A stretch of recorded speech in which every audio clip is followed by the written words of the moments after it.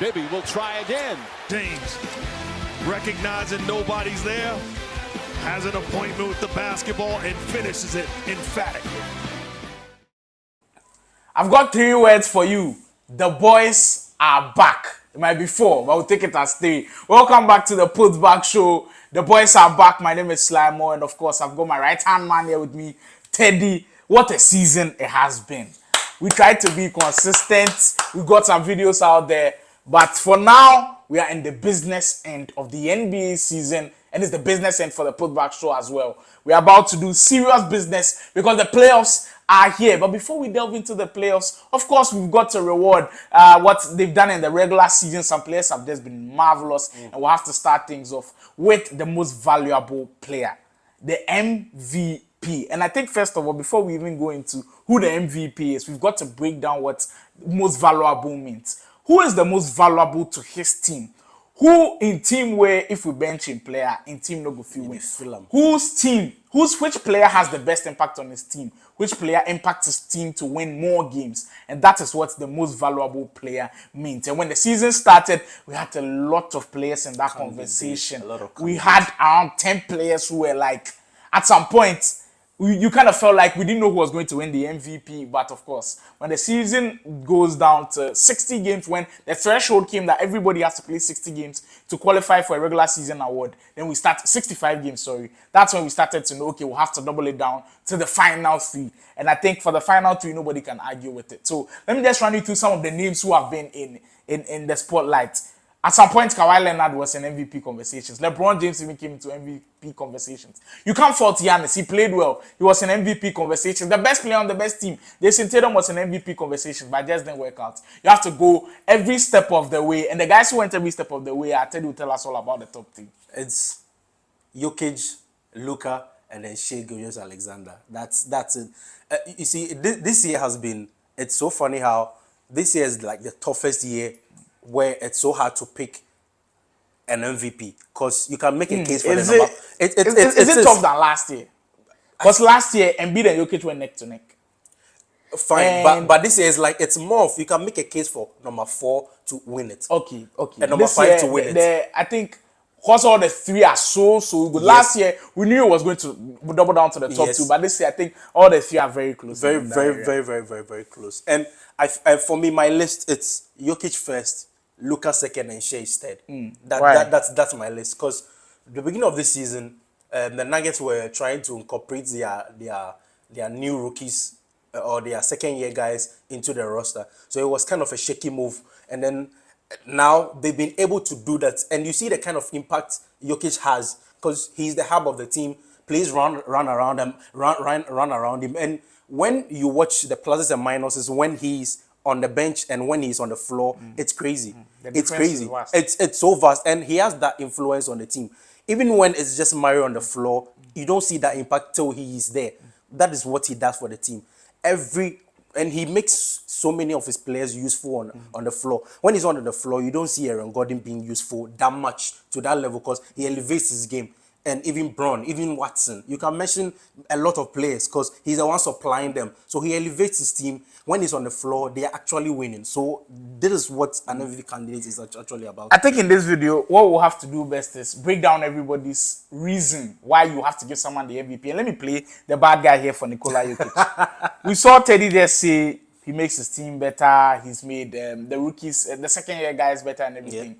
Last year, they never gonna get to a first. This year, they might not be first because they just lost to the space. Maybe when this video comes out, we know they are placing, but they've dropped down in the standings. Nikola Jokic has put up similar numbers. I don't think it's way better than last year was. So it's kind of similar numbers, and of course, there's voter fatigue because we voted for him last 2 years. So that is the negative side of Nikola Jokic. Let's go to another candidate who I think has a very strong chance, and I feel personally that it should be given to Luka Doncic, my word. Ever since this guy came to the league, even before the season starts, when you look at the projections, who do you think will win MVP? He's usually at the top of the list because of how he plays. He's giving you offensive production. True. And they usually call Luka a ball hog. But when you look at the assist numbers, you can't call him a ball hog because he's still feeding his teammates, getting the rebounds and just setting everybody up. And now that he's got Kyrie Irving, it's just been perfect. I think Luka has just been everywhere for the Dallas Mavericks. Kyrie Irving has gotten hurt at some point. True.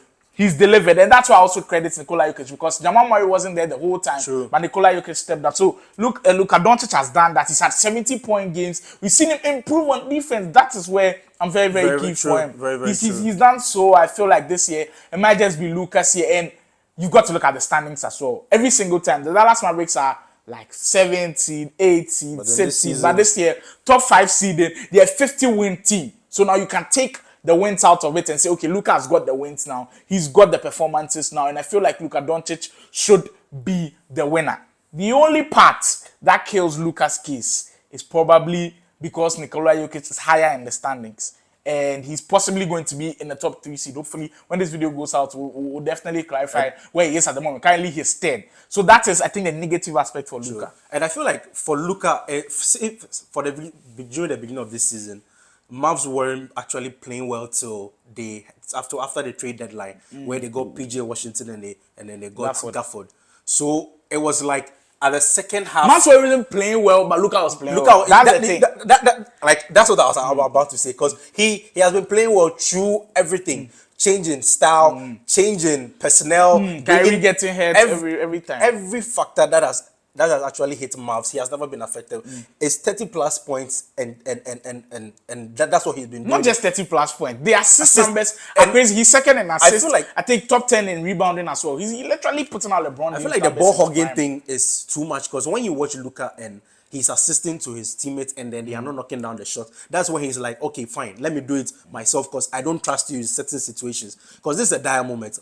In the fourth quarter, 2 minutes to go, I'm giving you the ball and you are not scoring. I need to ball hog and then do it. So I feel like the ball hogging, sometimes it's essential, because even LeBron does it in certain situations, because it's necessary. As the guy, you must do it. So I feel like for Luka, he has a strong case, but we know it's in the hands of the voters. So and I think the voters like Nikola Jokic a lot, and of course the voters are the journalists and everything. And but Shai. we'll go to the final candidate, and for Shai Gilgeous-Alexander, one big positive is we didn't expect the Oklahoma City Thunder to be here. Last year, they were a playing team. I think they were 8th or 9th, or was it 10th? And it pushes them into a top 3 seed. Possibly they could be first. That is just historical from Shai Gilgeous-Alexander. At some point in the league, he was leading scorer. Right now, it's Luka Doncic, of course. And at some point, he was one of the best defenders with the steals, as Teddy was saying. A very young team, leading that young team to top 3 in this tough Western Conference. That's a big plus for me. That's a huge plus for me. And honestly, on Shai Gilgeous-Alexander's part, I don't see any negatives. The only maybe minute negative I'll see is he got hit down the stretch. And that was where Luka picked up his speed. Especially Nikola Jokic picked up his speed. You saw him drop multiple 40-point games, and he kind of just caught everybody alight. And we know with the NBA, there's recency bias. Yeah. Once it's getting closer to the end of the season, we are watching, okay, who is playing well, and then and kind of lean towards that. But what's your whole take on Shai Gilgeous-Alexander's season? There's never been a time where a team has been full of this kind of young players, second year, first year players, and they've been able to do or make this kind of damage in the Western Conference Finals. In the Western Conference. Because when you watch the kind of teams in the Western Conference, they shouldn't be making this kind of noise. They shouldn't. And you see, he's making them better.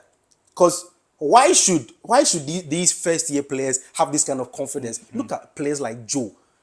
Look at Isaiah Williams, Jalen J-Dub, Williams, like Chet the Holmgren. kind of confidence they are playing with. It's actually emanates from the kind of player Shai is, because Shai was mentored by Chris Paul, and then I feel like that is what he has impacted on the players, and I feel like he has a case, but with what Luka and Jokic have done, it's so not, you're it's not Jokic. enough. I'm for Jokic. Yeah, I'm Jokic. And for Luka Doncic, in the comment section, who do you think is the most valuable player this season? Nikola Jokic, Luka Doncic, or Shai Gilgeous-Alexander? At this point, if you pick anybody, Charlie, we'll not get arguments with you. I don't think we have an argument.